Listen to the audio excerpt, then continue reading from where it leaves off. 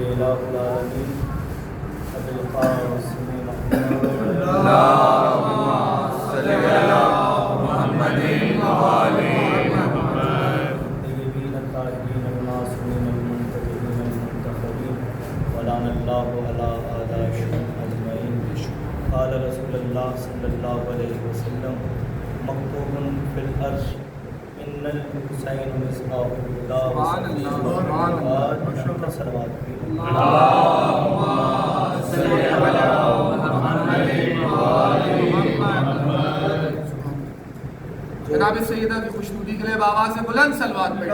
اللہم صلی علی محمد وآل محمد. مقام کلام میں جس حدیث مبارکہ کو تلاوت کرنے کا شرف حاصل کیا ہے، اگر آپ حضرات کو یاد ہو تو پچھلے برس بھی اسی حدیث کو موضوع سخن بنایا تھا، مگر دامن وقت میں کی گنجائش نہیں تھی کہ پوری حدیث پر گفتگو ہو سکے، لہٰذا حدیث کے پہلے ٹکڑے کو پڑھا تھا کہ جس میں بتایا تھا ان الحسین مصباح الہدی، کہ حسین ہدایت کا چراغ. ہدایت کے چراغ پہ گفتگو ہوئی تھی کہ چراغ کو کبھی بھی اندھیری جگہ میں یا تخت کے نیچے نہیں رکھا جا سکتا، اس لیے سرکار ختم مرتبت نے دوش نبوت پہ سوار کر کے مسجد نبوی میں بتایا کہ چراغ کو ہمیشہ بلندی پہ رکھا جائے، کیونکہ جب بھی چراغ بلندی پہ ہوگا تب ہی اپنی روشنی. کیا بات ہے، ایسا ہی ہے. اگلے حصے پر گفتگو کرنے کا شرف حاصل کروں گا. ان الحسین مصباح الہدی و سفینۃ النجات. کہ حسین صرف ہدایت کا چراغ نہیں ہے، نجات کی کشتی بھی ہے. اور نجات کی کشتی کس طرح ہے کہ اتنا کریم میں کربلا، اتنا عظیم ہے میرا مولا واقع حسین کہ جب دنیا میں تشریف لے کے آئے ہیں میرے مولا تب بھی ایک مجرم کو معافی دلوائی، جب دنیا سے جانے لگے تب بھی ایک مجرم کو میرے مولا نے معافی دلوائی. جب دنیا سے جانے لگے تو مجرم فرش کا رہنے والا تھا، جب دنیا میں آئے مجرم عرش کا رہنے والا تھا. دونوں کو معافی حسین نے دلوا کر بتا دیا کہ مجرم خدا کا بھی ہونا، معافی فقط حسین کے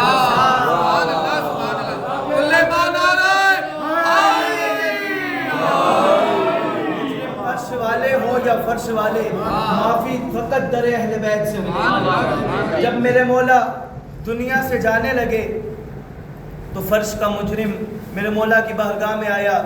نام ہے ہور، سن رکھا ہے نا آپ کے بچوں کو بھی واقعہ یاد ہے. ہور میرے مولا کی خدمت میں آیا، اور آپ جتنی بھی تاریخ تفاسیر اٹھا کے دیکھیے، مقاتل کو اٹھا کے دیکھیے، کہیں بھی یہ نہیں لکھا ہوا کہ ہور آئے ہیں لشکر حسین میں، ہور نے ایک نماز امام کے پیچھے پڑھی ہو. کیوں کہ فجر کے بعد آئے ہیں، ظہر سے پہلے شہید ہو گئے ہیں. ایسا ہی ہے نا، فجر کے بعد آئے ہیں، ظہر سے پہلے شہید ہو گئے ہیں. اور ہے لشکر یزید میں، عظیم گناہ کے مرتکب ہیں. اور تھے لشکر یزید میں. کسی بھی عالم مفتی سے پوچھے تو وہ آپ کو یہی کہے گا کہ جب تک ہر لشکر یزید میں تھا نہ ہر کی نماز قبول، نہ ہر کا روزہ قبول، نہ زکوٰۃ قبول، نہ حج قبول. جب حسین کے در پہ آیا، حسین نے ایک نماز بھی ہر سے نہیں پڑھوائی. میں کہوں مولا ایک نماز تو ہر کو اپنے پیچھے پڑھوائیں کہ کل کو مورخ یہ تو لکھ سکے کہ ایک نماز جو ہر نے حسین کے پیچھے پڑھی تھی وہ ہر کی بخشش کا سبب بن گئی. میرے مولا نے کہا ساغر باز جاہل نہ بن، اگر میں ایک نماز ہر کو اپنے پیچھے پڑھواتا تو 21ویں صدی کا ملا یہ کہتا کہ اس نماز نے ہر کی بخشش کروائی ہے، اس لیے میں نے بغیر نماز پڑھوائے ہر کو معافی دے کے شہید کروا دیا، تاکہ دنیا کو پتہ چل جائے کہ علیہ السلام یا اللہ بناتا ہے یا حسین بناتا ہے. علیہ السلام یا اللہ بناتا ہے یا حسین بناتا ہے. اگر میرے مولا چاہتے تو ہر کو رضی اللہ بھی بنا سکتے تھے. ڈائریکٹ علیہ السلام کا عہدہ، علیہ السلام مخصوص ہے نبیوں کے لیے، معصومین کے لیے، چند جو خواص ہیں اصحاب میں ان کے لیے ڈائریکٹ علیہ السلام.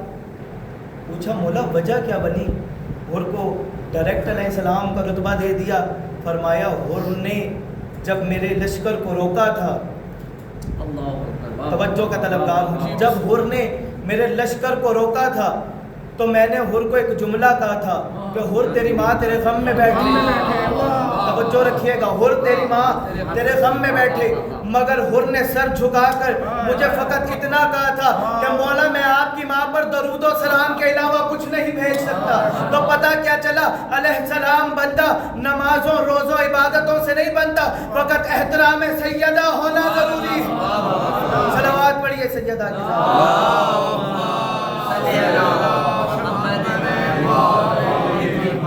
احترام سیدہ کونین ہونا ضروری ہے. حر نے احترام کیا ہے جناب شہزادی کونین کا. یہ ہے فرش کا مجرم. جب دنیا میں آئے ہیں میرے مولا تو مجرم فرش کا نہیں تھا, عرش کا تھا. ولادت ہوئی 3 شعبان کو میرے مولا کی کہ پروردگار عالم نے جبرائیل امی کو حکم دیا, جبرائیل دروازے رسالت پہ جا, بیت نبوت پہ جا, میری جانب سے سلام عرض کر, میری جانب سے سلام پیش کر, اپنی طرف سے غلامی پیش کر, اور جا کے سرکار ختمی مرتبت کو مبارکباد دے کے آ. جناب جبرائیل کو جب پروردگار عالم نے کہا نا تو جناب جبرائیل نے سوال کیا, پروردگار عالم کیا وہی لے کے جانی ہے, کوئی آیت ہے؟ فرمایا نہیں, آج وہ آیا ہے جو میرے دین کی بقا ہے, آج وہ دنیا میں آیا ہے جو میرے دین کو بچائے گا. جناب جبرائیل کو پروردگار عالم نے حکم دیا کہ ملائکہ کے 70,000 قبیلوں کو اپنے ہمراہ کر لو. 70,000 ملائکہ نہیں, 70,000 قبیلے. علامہ مجلسی لکھتے ہیں بہار الانوار میں کہ ملائکہ کے ایک قبیلے میں کم از کم 1 ارب سے زیادہ ملائکہ ہوتے ہیں. جناب جبرائیل کو حکم دیا کہ ملائکہ کے 70,000 قبیلوں کو اپنے ساتھ لے کے بیت نبوت پہ چلے جاؤ اور حسین کی آمد کی مبارکباد دو. لکھا گیا ہے کہ 40 دن تک ملائکہ کے 70,000 قبیلے حسین علیہ السلام کی مبارکباد دینے کے لیے سرکار ختمی مرتبت کے دروازے پہ آتے رہے. جبرائیل چلے عرش سے. یہ مجرم جو ہے, اچھا تاریخ نے لکھا ہے اور علامہ مجلسی کی یہ روایت ہے کہ فطرس بعد کا گناہ گار نہیں ہے, یہ جناب آدم سے پہلے کا گناہ گار ہے. اور خطا کا سبب کیا بنا؟ من مستری, کہ کون ہے مجھ جیسا. تکبر کیا, پروردگار عالم نے قوتیں چھین لی, پر جلا دیے, اور چوتھے آسمان پہ اب فطرت انتظار کر رہا ہے. جیسے ہی جناب جبرائیل چلے اور چوتھے آسمان پہ پہنچے تو ایک آواز جناب جبرائیل کو محسوس ہوئی, جبرائیل. جناب جبرائیل نے دائیں دیکھا بائیں دیکھا, پھر آواز محسوس ہوئی, جبرائیل. اب کی بار جب دیکھا تو فطرس پکار رہا تھا. فطرس سے کہا کہ بول فطرس کیا چاہتا ہے؟ کہا جناب جبرائیل سے آج بڑے شان و شوکت سے سج دھج کے ملائکہ کے قبیلوں کو ہمراہ لے کے زمین پہ جایا جا رہا ہے, کیا خاص بات ہے؟ جناب جبرائیل نے کہا آج پروردگار عالم نے حکم دیا ہے کہ سرکار ختمی مرتبت کے دروازے پہ جا کے مبارکباد پیش کرو, کیونکہ رسول اللہ کا نواسا حسین دنیا میں آیا ہے. اب اللہ جانے کیا کشش تھی حسین کے نام میں. جیسے ہی فطرس نے نام سنا میرے مولا کا, عجیب دل میں تڑپ اٹھی اور جناب جبرائیل سے کہنے لگا, جبرائیل میں عرض کرتا ہوں تو مجھے بھی اپنے ہمراہ لے جا. آج فطرس کو بھی حسین کی طرف لے جا, میں بھی چاہتا ہوں کہ میری بھی خطا حسین کے صدقے میں معاف ہو جائے. جناب جبرائیل نے فطرس کو ہمراہ لیا اور آ گئے سرکار ختمی مرتبت کے دروازے پہ. پہلے سلام عرض کیا اور بعد السلام رسول خدا کو مبارکباد پیش کی. اب جیسے ہی مبارکباد پیش کی تو سرکار ختمی مرتبت نے جبرائیل سے کہا, جبرائیل دستور یہ ہے کہ کوئی مبارکباد پیش کرتا ہے تو اسے کوئی تحفہ جواباً دیا جاتا ہے, تو کچھ مانگ تاکہ میں تجھے عطا کروں. جناب جبرائیل نے اپنے لیے تو مانگا ہوگا, مگر فطرس کی جانب اشارہ کر کے کہا کہ رسول خدا آج مجرم کو لے کے آیا ہوں, میں چاہتا ہوں کہ رسول اللہ اپنے نواسے کے صدقے میں اس کی خطا کو معاف فرمائیے. رسول خدا نے کہا اچھا تو چاہتا ہے جبرائیل کے فطرس کی خطا معاف ہو جائے تو یوں کر کہ میرے حسین کو زحمت نہ دینا, حسین کی زیارت کے لیے انبیاء آئے ہوئے ہیں, ارے صرف حسین کے جھولے سے فطرس کو مس کر دینا. तारीख ने लिखा सिर्फ हुसैन के झूले से फुतरस ने परों को मस्त किया और फुतरस के पर दोबारा वापस आ गए। फुतरस के पर दोबारा वापस आने थे कि देखा कि फुतरस आसमान में पहली जस्त लगाई, दूसरी जस्त लगाई, तीसरी जस्त लगाई कि फौरन जनाब जिब्राइल मदीने की सरजमीन से उठ के परवास करते हुए जनाब फुतरस के सामने आ गए और फुतरस से कहने लगे, फुतरस ये तू क्या कर रहा है? पहले भी इसी तकब्बुर ने तुझसे तेरे पर छीन लिए थे, पहले भी तूने ये दावा किया था मन मिसली, कौन है मुझे जैसा, कौन है मुझे जैसा, पहले भी दावा किया था, अब फिर ये दावा कर रहा है। फुतरस ने कहा, जिब्राइल अमीन माजरत के साथ उस वक्त मेरे पास दलील नहीं थी कि मन मिसली कि मुझ जैसा कौन है, अब मेरे पास दलील है। जिब्राइल अमीन ने कहा कि फुतरस बता क्या दलील है। एक मर्तबा जनाब जिब्राइल ने परों को खोला और जनाब फुतरस ने परों को खोला और जिब्राइल अमीन से कहा कि मेरे परों पे पढ़ लीजिए कि क्या लिखा गया था। जब जनाब जिब्राइल से जब पूछा ना कि फुतरस के परों पे क्या लिखा था, जनाब जिब्राइल ने कहा कि कोई कहता है कि फैज़ जली लिखा था, कोई कहता था कि फैज़ जली लिखा था, कोई कहता था वली इब्ने वली लिखा था, कोई कहता था कि फैज़ जली लिखा था, कोई कहता था वली इब्ने वली लिखा था। और मैंने जब गौर से देखा तो परे फुतरस पर हाज़ा मिन फज़्ल हुसैन इब्ने अली, हाज़ा मिन फज़्ल हुसैन इब्ने अली लिखा था।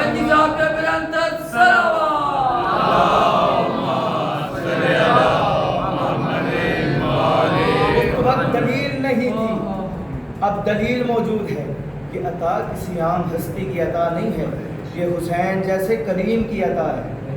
जानते हैं ना, 40 की रात है, मेरे मौला का कल चहलम है, इतनी ज़ियारत की फजीलत को बयान किया गया है मेरे मौला की। जनाब आयशा रिवायत करती हैं कि मैंने पूछा सरकार खतनी मरतबत से कि रसूलल्लाह, मैंने आपसे सुना है कि हुसैन की ज़ियारत करने का सवाब एक हज के बराबर है। रसूल खुदा ने फरमाया, नहीं आयशा, एक हज के बराबर नहीं, 7 हज्जों के बराबर है। हुसैन की ज़ियारत का सवाब 7 हज्जों के बराबर है। कहा 7 हज्जों के बराबर? कहा नहीं, 7,000 हज्जों के बराबर। फरमाया 7,000 हज्जों के बराबर? कहा नहीं, 70,000 हज्जों के बराबर। ये पूछ के जनाब आयशा खामोश हो गई कि जनाब उम्मे सलमा सलामुल्लाह अलैहा ने पूछा, या रसूल अल्लाह, क्या वाकई ही हुसैन की ज़ियारत का सवाब 70,000 हज्जों के बराबर है? फरमाया नहीं, वो उसकी मार्फत के मुताबिक बताया था, हर कदम पे 70,000 हज्जों का सवाब, हर कदम पे 70,000 हज्जों का सवाब। दुआ है परवरदिगार आलम अगला 40 इमाम के रोज़े पे आपको करवाए। बस बड़ा अरमान होता है बहनों कि भाइयों का चहलम करें। गरीब से गरीब भाई भी मर जाए ना, बहनें चहलम के बगैर अपने घरों को नहीं जाती। गरीब से गरीब भी मर जाए ना, लोग कहते हैं बस स्वयं हो गया, अब घर चली जा। कहते हैं नहीं, मैं भाई का चहलम करे बगैर नहीं जाऊंगी। अल्लाह जाने कैसा नसीब है फातिमा ज़हरा की बेटियों का, भाइयों के लाशों से ऐसे गुजरी है कि जैसे जानती ही ना हो। एक मर्तबा बीवी के हाथ पसे गर्दन बंधे हुए थे, अरे के महमल पे बैठ के बीबी निगाह कर रही है मकतल में कि कहाँ हुसैन का लाशा है। तारीख ने लिखा, एक मर्तबा पत्थरों के ढेर से आवाज बुलंद हुई, ज़ैनब तेरा हुसैन यहाँ है, अरे ज़ैनब तेरा भाई यहाँ है। अब लिखा मकातिल ने कि बीबी ने महमल के बैठने का इंतजार नहीं किया, एक मर्तबा पुश्ते नाका से उनको जमीन पे गिराया। आपने पूछा नहीं पत्थरों के ढेर से पत्थरों को हटाया कैसे? एक मर्तबा कोहनियों के बीबी ने पत्थरों को हटाना शुरू किया। जैसे ही भाई पे निगाह पड़ी, एक मर्तबा बीबी ने कहा हुसैन तेरा सर कहाँ है? अरे मेरे भाई हुसैन, ये तेरी कैसी हालत है? बीबी से शिकवा किया मेरे मौला ने, कहा ज़ैनब मैं कल से घोड़े की जीन से जमीन पे आया हूँ, तूने मेरी लाश पे आने में बड़ी देर कर दी। ज़ैनब तूने मेरी लाश पे आने में बड़ी देर कर दी है।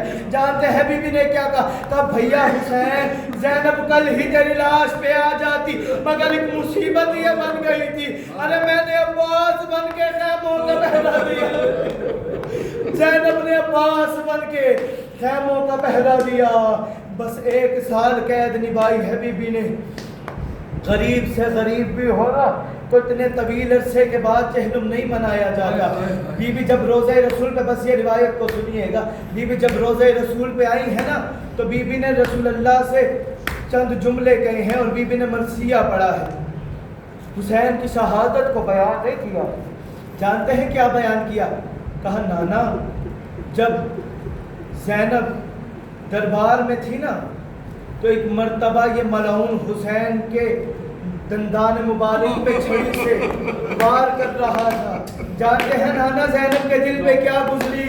ارے مجھے سب سے بڑا ارمان یہ ہے کہ میں دیکھ رہی تھی، سجاد دیکھ رہا تھا، ظالم لمائے حسین کی بے حرمتی کر رہا تھا. کبھی خیال تو آیا ہوگا نا، یہ امام زمانہ نے زیارت الہیہ میں ذکر فرمایا ہے کہ سلام ہو ان لبوں پر کہ جس پر چھڑی سے وار کیا جاتا رہا، سلام ہو حسین کے دندان مبارک پر. آپ نے کبھی سوچا ہے کہ دندان مبارک کا ذکر کیوں کیا گیا ہے؟ جانتے ہیں کربلا سے کوفہ، کوفہ سے شام، دندان مبارک لبوں پر اتنی چھڑی ماری گئی ہے کہ جب یہ سر شام کے دربار میں پہنچا، ارے ایک مرتبہ حسین کے لب سلامت نہیں تھے، میرے مولا کے لب سلامت نہیں تھے، اس لیے یہ دندان مبارک کی بے حرمتی کرتا رہا. سرداران مظلوم کربلا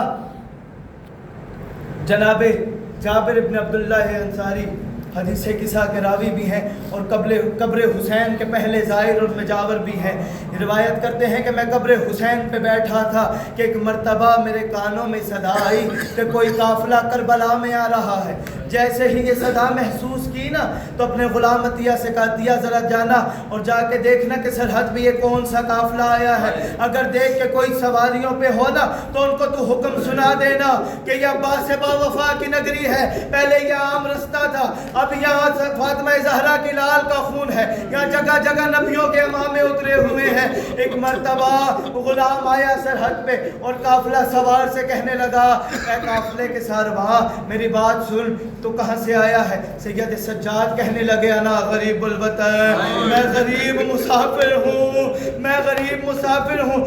جناب سجاد سے کہنے لگا دیا، کہا اچھا سن میری بات سن، تو سوار تو نہیں ہے نا؟ کہا نہیں میں سوار نہیں ہوں، ہاں مگر میرے ساتھ خواتین سوار ہیں، میرے ساتھ پردہ دار سوار ہیں. جناب عطیہ کہنے لگے کہ سید سجاد سے ان کو حکم یہ دے دے کہ اب یہ کوئی عام رستہ نہیں ہے، یہ عباس با وفا کی نگری ہے، اونٹوں سے اتر آئے، اس نگری کو پیدل عبور کرے. ایک مرتبہ جناب زینب نے یہ صدا سنی نا کہ کس کی نگری ہے، بول کے کہنے لگی کہ ایک مرتبہ ذرا دورانا تو صحیح ہے کس کی نگری ہے.